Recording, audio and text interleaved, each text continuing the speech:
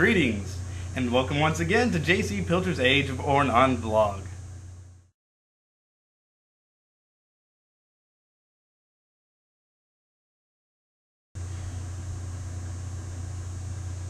You are outside your home. It is October 31st, and the evening is setting in. As you gaze upon your surroundings, a chill runs up your spine. But the chill is not from a biting nightfall, nor is it from the icy breeze sweeping across the landscape. Rather, it comes as the realization dawns on you that they will soon be here.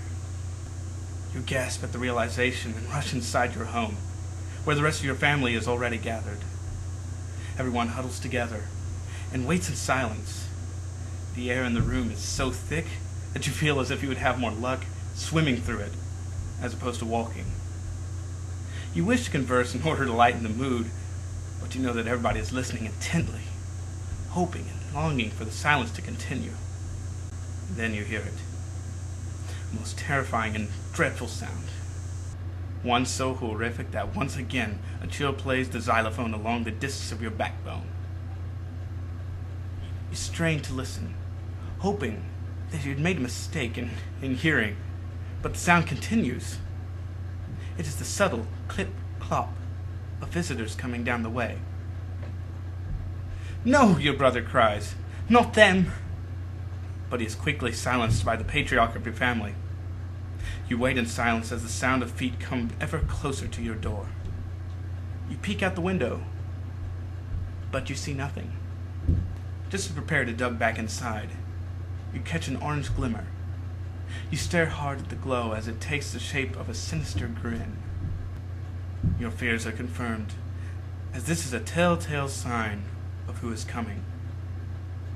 Soon, figures emerge from the darkness, wearing costumes and masks of all sorts of dreadful things. Ghosts, goblins, trolls, and demons. In their hands they carry jack-o'-lanterns, and their path is leading towards your door. You move away from the window. You rejoin your family, hoping that they will soon pass by your home. Yet the sound of feet draws nearer and nearer until at last you hear them stop upon the threshold, and then all goes silent. A seeming eternity passes as you wait in denial, hoping not to hear the most dreadful phrase of the night. And then it comes. It is not a knock on the door, nor is it a "good evening to you." All you hear is a three-word phrase that causes the hearts of all in your family to drop. "Trick or treat." The patriarch of your family arises and heads towards the door. His wife attempts to stop him, but he gives her a sad, knowing look, and she lets him go. "No, father," another pleads. "Let's just take the trick." "You know what would come of that if we did," the patriarch says, and proceeds to the door. You realize that he will soon open the door, and another even more dreadful thought strikes you. Who is going to be the treat? You would never dare ask such a question. But you soon get the idea of who it is, as you feel the burning gazes of your family upon you. You look up to see them all staring. "No, no," you cry. "You can't do this." You beg and you plead, but your family ushers you to the door and sends you outside, slamming the gate quickly behind you. Momentarily you stare in terror at the costumed trick-or-treaters before you. They lay hands on you and lock you in a cage with many others who are forced to endure your plight. You are pulled along in a doleful procession, as the trick-or-treaters head to many other houses, collecting treats of the same kind as was harvested from your home. Once they had their fill, they turn northward and set out for the bonfire glade. Your fellow treats cry out to the trick-or-treaters for mercy. They beg and they plead to be set free. You do not know what else to do, so you join in the pleading.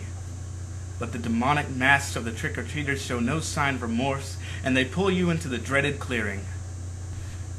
As you gain a clear visual on the dell, your eyes are immediately drawn to a giant inanimate figure constructed of wicker.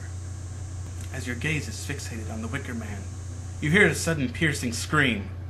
You would have leapt out of your cage if the bars had not given you a painful reminder that there was no escape. You look to where the pained scream came from, and you see two lines of your comrades. One stands before the wicker man, and the other before a large black object. You know all too well what the lines mean. If you get in line with the wicker man, You are agreeing to help the trick-or-treaters with their ritual. And if you get in line with the black pot, the line where the terrible scream came from, there is a chance that the trick-or-treaters might set you free. Screams continue to come from the black object line. You know what terrible fate awaits those in that line, but you're also aware that the black line is the only hope you have of avoiding the ritual. So you conjure what hope you have, and when the trick-or-treaters set you loose, you get in line with the black object. You wait with your head down, and your fingers in your ears, hoping not to have to see or hear the work of the black object. Even with your ears plugged, you still hear the pain and hopeless cries of your companions.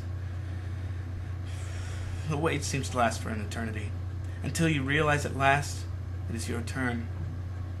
You find yourself standing before a large black pot of water with apples floating in it. You never dreamed in your worst nightmare that you would be willingly bobbing for apples. You feel an immense heat coming from the pot. You know that the water in the cauldron has been heated to hundreds of degrees, and you dare not even get close to it for fear that the hot water might boil on top of you. As you stare in fear at the task ahead, you question whether or not you should continue. You could just agree to go ahead with the ritual, but you know what that means. You know that the waters in the cauldron will melt the flesh off your face, but it is your only hope. You continue to fight with yourself and attempt to get prepared when you notice one of the trick-or-treaters take a step towards you, intending to lead you to the Wicker Man. You know it is now or never, so you take the plunge. Your hands grasp hold of the side of the cauldron, and immediately they break out in blisters. Your eyes catch hold of the smallest apple, and you dive for it. Beneath the surface of the water, your hands, neck, and shoulders boil in the terrible brew. Everything within you tells you to come up, as the apple continues to elude your teeth. But you know, as soon as you surface, it is the wicker line for you, and so you refuse to rise as your teeth attempt again and again to ensnare the mocking apple. But then all hope is lost as the apple bobs back to the surface, and with it your last hope. You jerk your head out of the water, screaming in agony. You are directed to the line before the Wicker Man, and continue to cry out as do others who have already bobbed for apples. You can hardly see. You feel as if your face is ready to fall off your skull. But that is when hopelessness finally sets in, and you resign to the fact that you must take part in the ritual. Even if you had caught hold of the apple, the damage done to your face would have killed you soon thereafter, or your life from then on would have been torture. You stand with your eyes gazing downward, following the line as it went. Before long, one of the trick-or-treaters lays hold on you. You make one more plea for him to do the humane thing and set you free. But you find that the demon he wears as a mask is only a reflection of the legion of them that reside within this vessel. The trick-or-treater leads you up some stairs, where you find there to be no lid to the Wicker Man. The demon lays hold of you and casts you into the wicker prison, where you land atop many of your comrades. Soon another falls upon you, followed by another. They continue to pile helpless prisoners into the Wicker Man, and the incredible weight of your fellow captors makes you feel as if you will soon suffocate to death. You hear your comrades. Many cry out over the pain they feel. Others plead with the trick-or-treaters, and yet others say nothing, wearing blank faces as if they were already dead. Instinctively, you find yourself pleading for mercy. You are twisted in such a way as only to be able to see one of the trick-or-treaters in the corner of your vision. You continue to cry out to him when you see him take hold of an unlit torch. He walks out of your sight towards the base of the Wicker Man. This only causes you to beg out all the more when suddenly you are struck by the scent of smoke. The cries of your companions multiply so greatly that you feel as if you should soon go deaf. Then you hear a crackling sound. An orange glow appears behind you, and you feel heat rising. Sweat is rolling down your broiled face, and even though you know it might come from the amount of exertion you have given in trying to break free, you know full well what the heat is coming from. Your comrades from below cry out in horror as the smell of burning flesh finds its way to your nose. Once more you battle the Wicker Man, hoping to break free. You rip, you tear, you twist, and writhe, but nothing you do avails you. The orange glow grows greater, and the heat increasing along with the screams of your tortured companions. You find yourself screaming with all that you have, but to no avail. You close your eyes, hoping that it's all just a dream and that you will soon awake from it, when you notice that even with your eyes closed, all you can see is an orange glow. The pain multiplies to a level that you never dreamed you could experience. You open your eyes and find yourself amidst the flame. They whip you, they burn you, melt you, and blister every part of you. Once more you give it your all, twisting until you dislocate your joints, scream until your voice fails, and pound on the wicker man until there is nothing left of your hand but bone. You fight harder and harder until you have given all that you have left, and then...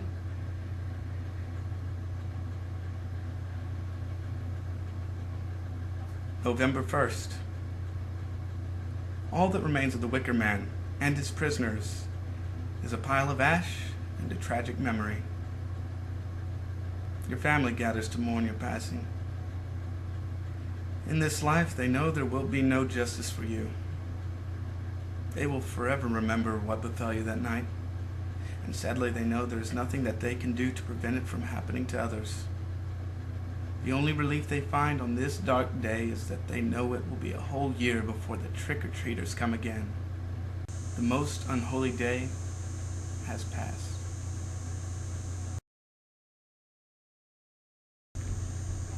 Well, I wish I could say that I was continuing my habit of fantasy by writing this story. While it's true that the characters in this story are not true, they never really existed, this ritual did. And it's not completely historically accurate, but believe me, the real ritual was far worse. The things that we celebrate on Halloween all go back to a satanic practice. This practice has been done for thousands of years in almost every culture, and it's disgusting to say the least. So what I would like this year is to see that the church refused to observe Halloween altogether. There is nothing holy, there is nothing redeemable about it.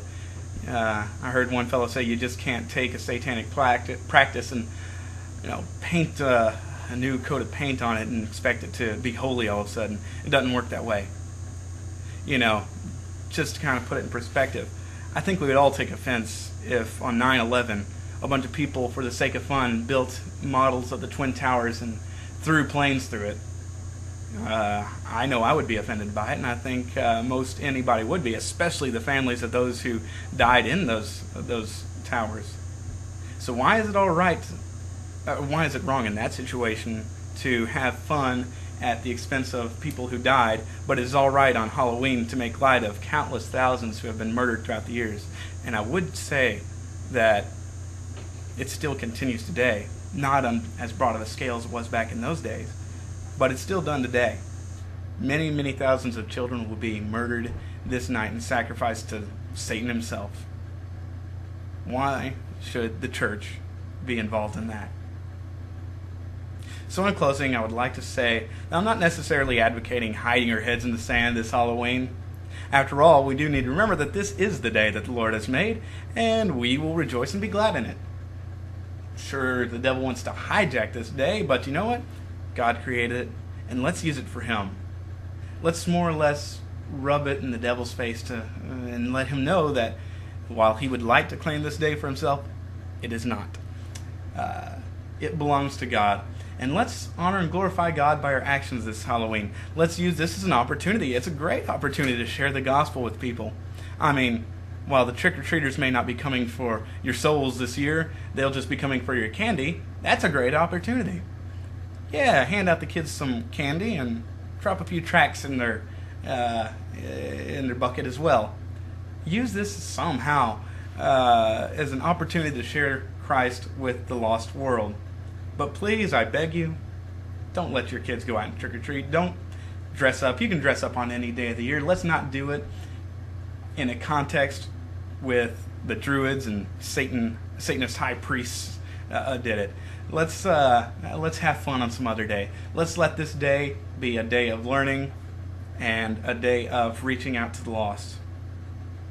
So in conclusion, I just want to say God bless, and may your actions bring glory to Him on this Halloween night.